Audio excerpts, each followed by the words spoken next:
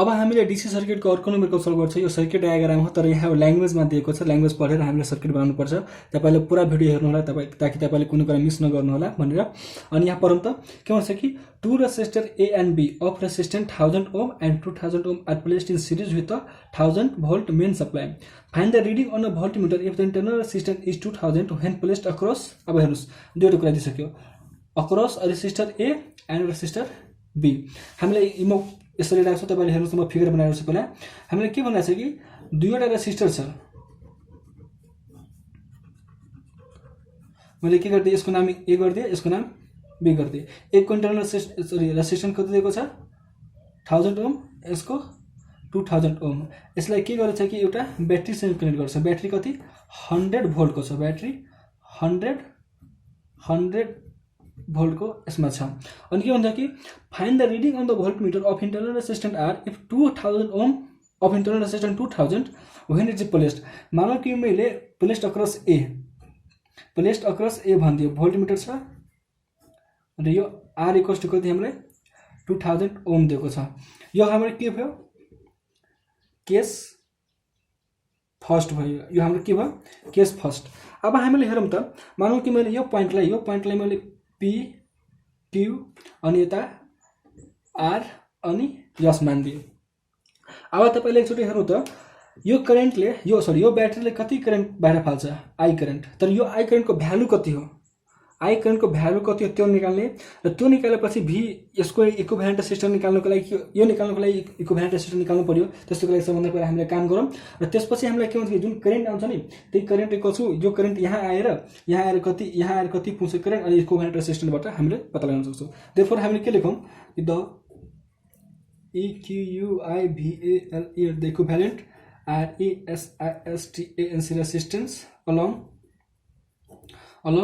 PQ के छ, एक रेखासँग प्यारलल छ। हेर्नुस् त, यो पोइन्टमा डिभाइड भइरहेछ भन्दाखेरि PQ मा के भयो, we have R PQ equals to के भयो 2000 इन्टु कति 1000 बाइ 21। यसरी सिम्पली लेखौँ न, 2000 plus 1000 what will give us 1 2 3 6 1 2 3 4 5 6 by 1 2 3 भन्दाखेरि कति हामीले 2000 by 3।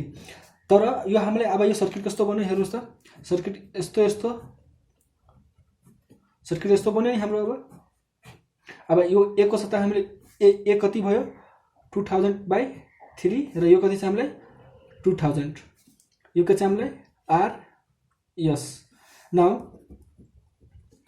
The EQUIVALE the equivalent RESISTANC resistance ALONG along। अब हेर्नुस् त, यो पुरा सर्किट निकाल्दियौँ। along RS इक्वल्स टु सिरिजमा छ भन्दाखेरि एड गर्नु पर्यो 2000 by 3 plus 2000 plus 3 2 6 by 3 equals to 8000 by 3 ohm. अब हेर्नुस् त, यो पुरा सर्किटलाई हामीले यो फिगर 1 भयो भने यो फिगर 2। अब फिगर 3 कस्तो भयो, यो पुरा सर्किटको इक्विभ्यालेन्ट कति आयो हामीलाई 8000 बाइ 3। यो कुरा बुझ्नुभयो तपाईले, मैले यो आरएस रिप्रेजेन्ट गरेको। अनि के भयो, यो पुरा सर्किटको कति भयो 8000 बाइ 3। यो कति छ हामीलाई 1000 भोल्ट छ। अब यो करेन्ट कति निकालेको छ त्यो हामीले पत्ता लगाउन सक्छौँ, किन V अनि R दिएको छ। हामीलाई थाहा छ कि V equals to IR। V कति दिएको छ 100 इक्वल्स टु I अनि R कति छ 8000 बाइ 3 भन्दाखेरि कति आयो 100 into 3 by 8000 equals to I 3 by 80 I। यो I भन्दाखेरि therefore I equals to 3 by 80 ampere current आयो। अब हेरौँ, now the भोल्टमिटर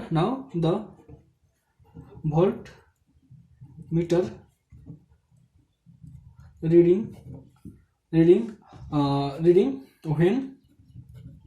when PLACD placed across RESISTANC resistance A।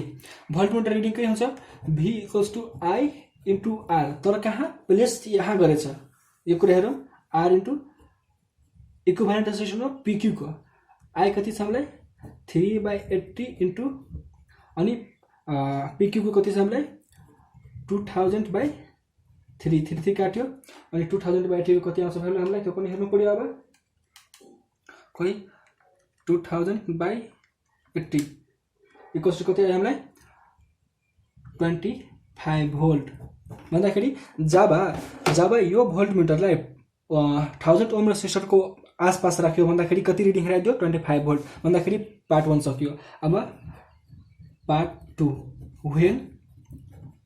when PLCD placed across कति B। अब हेर्नु फिगर कस्तो बन्छ हामीले। अब यो एउटा हुन्छ यो पहिलादेखि कति छ हामीलाई 1000 छ। अब B निर प्लेस गरिदियो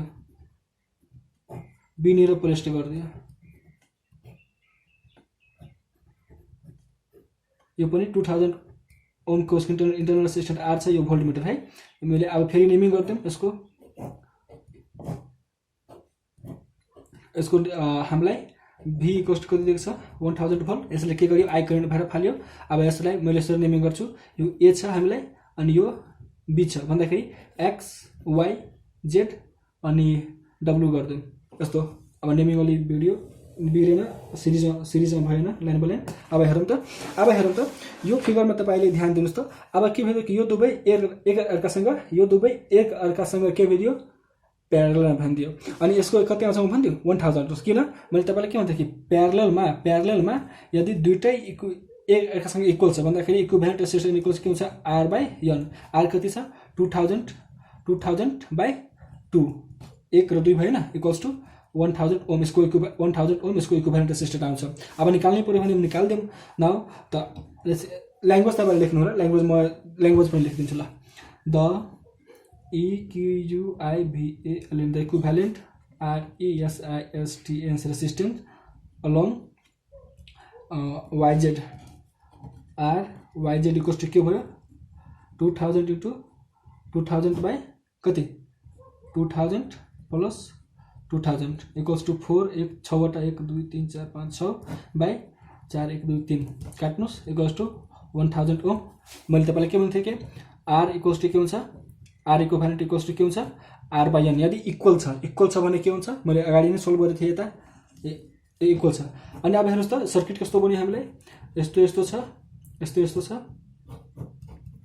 त्यसपछि के भयो टेक यो कति भयो 1000 भोल्ट यो 1000 अनि यो पनि 1000।